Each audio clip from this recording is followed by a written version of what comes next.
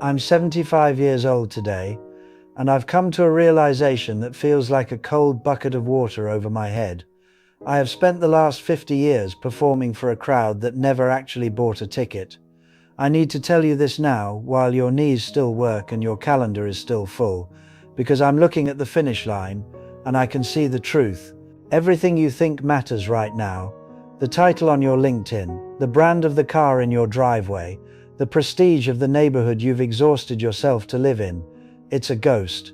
I wasted 5 decades of my finite life trying to impress people who don't even think about me when they're brushing their teeth. And the scary part, you're likely doing the exact same thing right now.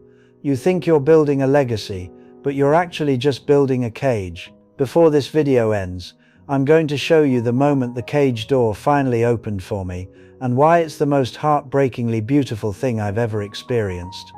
But first, you need to see the lie for what it is. My name is Arthur. I spent 40 years as a senior partner at a firm in Chicago. I wore Italian suits that cost more than my father's first house. I walked into rooms and felt the weight of my own importance. I thought I was winning. But here's the thing about winning a race nobody is watching. You still end up exhausted, but there's no trophy at the end. I remember a specific Tuesday in 1994. I was 43. I stayed at the office until 11 p.m. to finish a merger brief. Not because the client needed it, but because I wanted the managing partner to see my car in the parking lot when he left. I wanted him to think Arthur is indispensable. Do you know what he said to me the next morning? Nothing. He didn't even notice I was there. He was too busy worrying about his own car, his own prestige, and his own failing marriage. I sacrificed my daughter's 8th birthday party for a man who forgot my name 3 years after I retired. That's the imaginary audience. We all have one.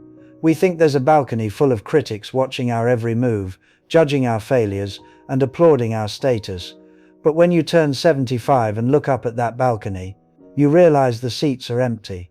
They've always been empty. And this is where the danger lies. If you don't wake up to this now, you will spend your someday paying for a life you didn't even want. I call it the status trap. In my 30s and 40s, my wife and I, God bless her, she was as caught up in it as I was, bought a house in a zip code we couldn't afford. Why? Because we wanted our friends to see the address on the Christmas card.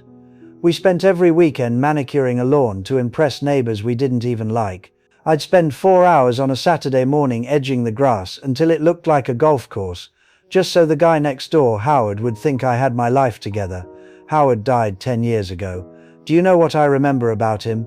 Not his lawn. I remember that he always looked stressed and his dog barked too much.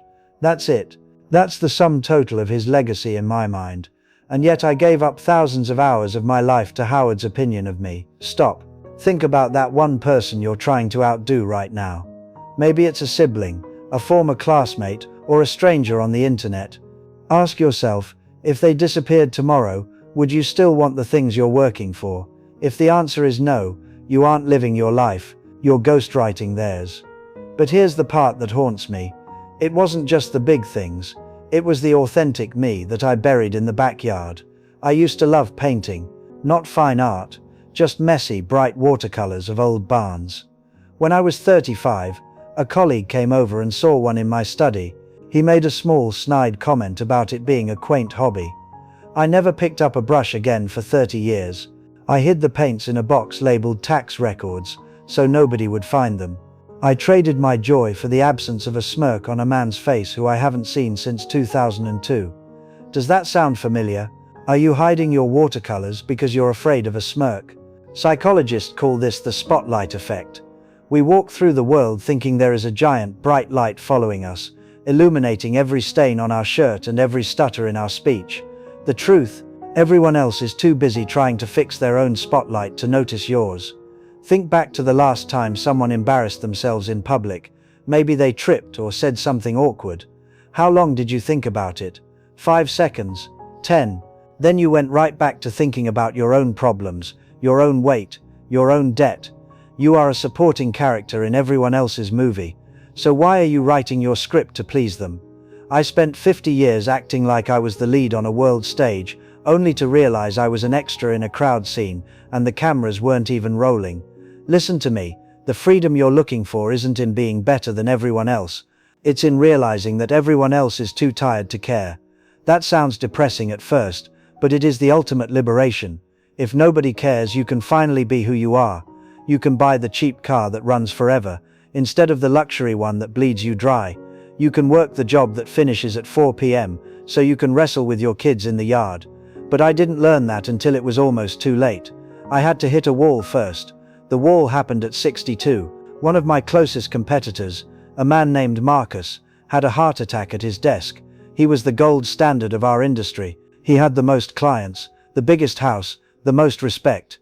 I went to his funeral. I expected a sea of people, a testament to his greatness. There were maybe 30 people there. During the eulogy, nobody mentioned his billable hours. Nobody talked about his Executive of the Year award that sat on his mahogany desk. They talked about how they wished he had been around more. His son stood up, a man in his 30s, and he looked like a stranger at his own father's service. He didn't have stories of fishing trips or heart-to-hearts.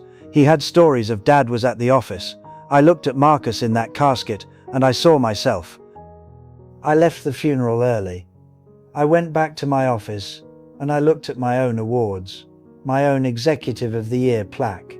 I realized that if I died that afternoon, they'd have my job posting on the internet before my body was cold. My legacy at the firm was a desk that would be cleared out in 45 minutes.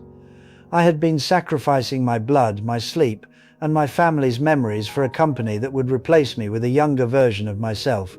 Without blinking, I went home and sat in my $4,000 designer chair, the one I bought specifically because it looked imposing to guests, and I realized I hadn't actually sat in it for more than 10 minutes in 3 years. I was a stranger in a house I had killed myself to pay for. That night I asked my wife, "Who are we trying to impress?" She looked at me, her eyes tired from years of playing the perfect partner, and she said, "I thought we were doing this for you." We had both been performing for an audience that wasn't there, and in the process we had stopped looking at each other. Here is the part that haunts me, the part I hope saves you. When I retired at 68, I expected a grand transition. I thought the world would feel the gap I left behind. But the world kept spinning, the firm kept making money. My friends from the social club stopped calling because I no longer had the status to help them. I was 68 years old, sitting in a big quiet house, looking at a garage full of things I didn't need, realizing I didn't know who I was. I had spent 50 years building a mask, and when I finally took it off, there was nothing underneath but a tired old man who missed his daughter's 8th birthday. If you died tomorrow, would you be satisfied with the performance you've given? Or would you be furious that you spent your only life as an actor in someone else's play? The tragedy of life isn't that it ends, it's that we wait so long to begin it. We say someday I'll travel, someday I'll tell them I love them, someday I'll start that business that actually excites me. But someday is a liar, someday is just a polite word for never. I found that box of watercolors last year, the one labeled tax records. I opened it, the paints were dried up, the brushes were stiff. I sat at my kitchen table, and I cried, not because the paints were ruined, I can buy more paints, but because I realized I had let a 30-year-old comment from a man I didn't even like steal 30 years of my peace. You are doing this right now. You are letting the imaginary they dictate your joy. Stop it. Please, for the love of God, stop it. I'm 75 now. I don't have 50 years left to fix my mistakes, but you might. The people you're trying to impress, they are too busy worrying about their own spotlight to notice yours. They don't care about your car. They don't care about your title. And in 20 years, they won't even remember your name. So here is your permission. You have permission to be unimpressive. You have permission to fail at the things that don't matter so you can succeed at the things that do. You have permission to take the watercolors out of the basement. Start today, not tomorrow. Today. Call your parents. Quit the job that is killing your soul. Sell the car that is keeping you in debt. Wear the shirt that makes you feel like you, even if it's out of style. The only audience that matters is the person you see in the mirror at 2 a.m. when the lights are off and the world is quiet. Are you happy with the life you're living, or are you just happy with the life people think you're living? There is a massive difference between the two. One is a life the other is a prison. If this message hit home for you, I'd like to ask one thing. Don't just like this video and scroll to the next one. That's just another way to distract yourself. Instead, I want you to go to the comments right now and tell me, what is one watercolor you've been hiding because you were afraid of what people would think? Name it, own it, and then tomorrow morning, I want you to go do it. You still have time. I'm 75, and I'm finally starting to paint again. It's never too late to stop performing and start living. Subscribe if you want more of these elder perspectives. We don't have much time, so let's make it count. I'll see you in the comments.